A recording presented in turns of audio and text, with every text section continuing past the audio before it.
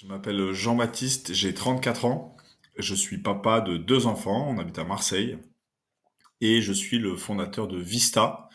Vista, qui est une entreprise qui fabrique et qui personnalise des ballons de sport, mais aussi de l'équipement de sport et du textile personnalisé avec une forte vocation éco-responsable. Donc, on a lancé le projet il y a 4 ans maintenant. On a beaucoup fabriqué en France.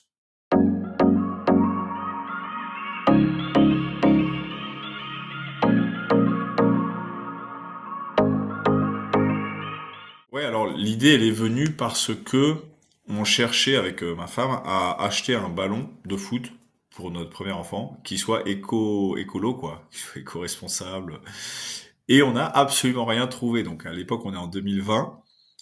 Quand même, il existe beaucoup de choses écolo qui existent. Hein. Bah, parfois, il faut mettre le prix, mais et en fait, les ballons, il y avait rien du tout, rien du tout, rien du tout. Et en cherchant, on a découvert que non seulement il y avait rien, mais en plus que les ballons c'était bah, pas du tout écolo. D'un point de vue matériaux, c'était bourré de plastique, c'était pas recyclable, c'était pas réparable. Euh, jusqu'à, il y a des rapports d'ONG qui expliquent que jusqu'en 2016, 2017, 2018, les ballons sont même, enfin, ont des substances cancérigènes en fait dans le ballon. Quoi. Donc c'est pour ça qu'on s'est lancé et que je me suis lancé sur est-ce que c'est pas possible de rendre plus éco-responsable ce monde du ballon. Le bien commun, ça veut dire, ouais, c'est un vaste, vaste sujet. C'est comment est-ce qu'on peut participer, enfin avec nos actions individuelles, comment est-ce qu'on peut participer à quelque chose de plus grand collectivement. Euh, et dans le bien commun, moi, je suis particulièrement touché par la question de la dignité de la personne que je vis au quotidien avec mon travail, que j'ai longtemps vécu avant aussi. Voilà, et c'est un sujet vraiment qui me touche particulièrement. Vista, en fait, on s'est lancé en fabriquant des ballons de foot en France. Et le premier salarié qu'on a eu, il s'appelle Ourik. C'est un réfugié syrien qui était cordonnier en Syrie, qui a fui la Syrie avec sa famille et qui, du coup, a retrouvé un travail avec Vista après une longue période de sans emploi, quoi, même pas au chômage, mais vraiment sans activité professionnelle. Et c'est incroyable de voir, bah voilà, à quel point, bon, le fait de coudre un ballon, et c'est pas facile de coudre un ballon, c'est très répétitif, il faut une aiguille, un fil et passer des heures à coudre les ballons. Ben, cette activité toute simple qui se rapprochait de la cordonnerie pour lui, lui a redonné, en fait, cette dignité de travailleur, de personne dans la société, quoi. Et c'est vraiment ça, ce passage de je n'existe pas, en tout cas au niveau professionnel et presque au niveau social, à j'existe, j'ai un travail, je peux nourrir ma famille, mais ma famille, mes proches, mes enfants sont fiers de moi. Euh, et, et ça, on l'a vécu avec plusieurs salariés, donc plusieurs salariés en insertion. Euh, je suis aux EDC depuis bientôt 5 ans, depuis en fait mon arrivée à Marseille. Et ce qui m'a motivé pour les rejoindre, c'est que je cherchais vraiment un lieu euh, à la fois où je puisse partager mes sujets professionnels et à la fois où je puisse partager mes sujets spirituels. Et donc c'était vraiment les EDC. C'est vraiment aux EDC où j'ai trouvé un excellent mix des deux. C'est une bouffée d'oxygène pour moi de venir aux réunions et aux assises depuis bientôt 5 ans. Ouais, ouais, tout à fait.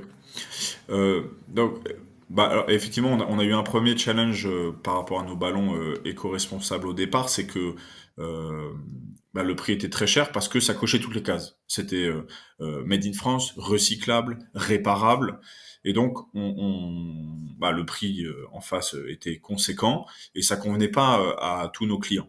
Donc, ce qu'on a fait, c'est que pour les ballons au départ, on a créé une grille de tarifs où en fait le client a le choix. C'est un peu comme chez Ikea. Il vient chez nous et il choisit, il a une grille, made in France, made in Europe, made in Asie, recyclé, pas recyclé.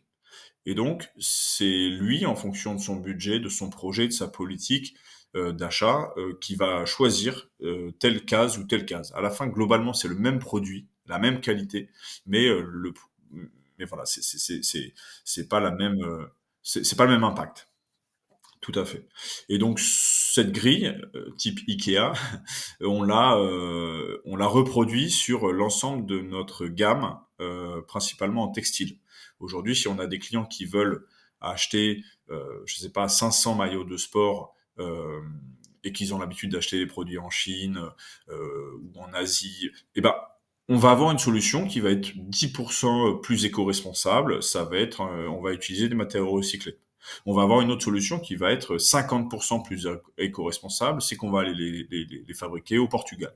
On va avoir une option qui va être 80% plus éco-responsable, c'est qu'ils vont être fabriqués en France. Et ça, du coup, chaque projet est individualisé par rapport à nos clients, et on travaille avec eux pour que, bah, dans le temps, l'objectif, donc pour nous, c'est de les aider à s'aligner sur les accords de Paris, c'est-à-dire zéro émission nette de carbone à 2050. Et pour ça, il faut que chacun des acteurs, on arrive à baisser de 5% par an nos émissions carbone. Et voilà, c'est avec notre grille de tarifs et de solutions qu'on embarque nos clients sur ce type de projet. Le premier challenge, c'est qu'aujourd'hui, en ballon de foot éco-responsable, donc nous, moi, ça fait 5 ans que je travaille sur le projet, 3 ans qu'on a vendu nos premiers ballons. Aujourd'hui, on n'est pas viable économiquement à vendre du ballon éco-responsable. Donc ça, c'est un premier challenge, c'est comment est-ce qu'on peut arriver à progressivement changer les mentalités autour du ballon, mais en sachant qu'on part de très loin. On part de très loin, et donc il faut y aller progressivement. Voilà, moi j'ai une... Voilà, il faut y aller progressivement. Ça, c'est un premier point. Le deuxième point, c'est que bah, des ballons, on en utilise surtout, enfin, on en utilise chaque année beaucoup. On vient en utiliser beaucoup pendant 2 ans parce qu'il y a eu des grands événements sportifs. Là, on en utilise quand même beaucoup moins. Et donc, c'est comment est-ce que Vista se réinvente enfin, avec d'autres activités que le ballon. Donc, c'est pour ça qu'on fait beaucoup d'équipements sportifs aussi, 100% personnalisés, éco-responsables, comme des maillots de sport, des shorts de sport, par exemple. Voilà, et donc l'enjeu, c'est comment est-ce qu'on va convaincre nos clients, qui sont principalement des clubs ou des entreprises dans l'événementiel, euh, de progressivement acheter de manière plus éco-responsable, acheter de manière plus proche les produits.